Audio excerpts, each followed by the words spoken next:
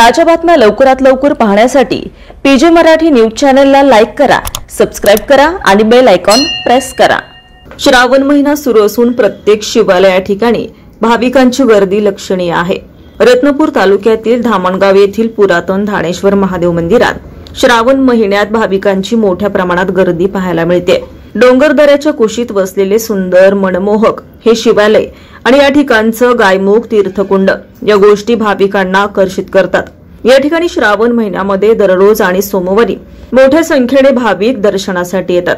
आज श्रावण सोमवार सकाळीच या ठिकाणी आरती संपन्न झाली, त्यानंतर फराळ आणि महाप्रसादाचं आयोजन करण्यात आलं होतं।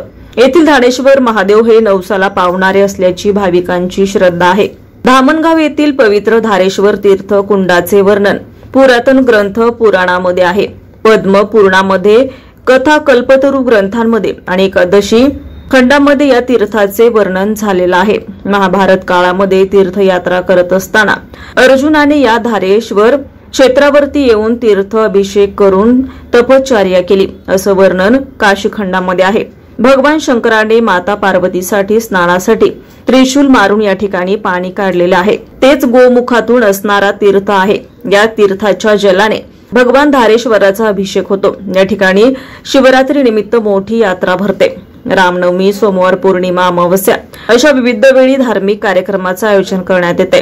परिसरातील लोणी, इंदापूर, बोरखा बाजार, सावंगी, टाकळी, गंधेश्वर या पंचक्रोशीतील भाविकांची मोठ्या संख्येने उपस्थिती होती। श्री महंत स्वामी भरतगिरीजी महाराज हे 25 वर्षापासून या ठिकाणी वास्तव्य करतात।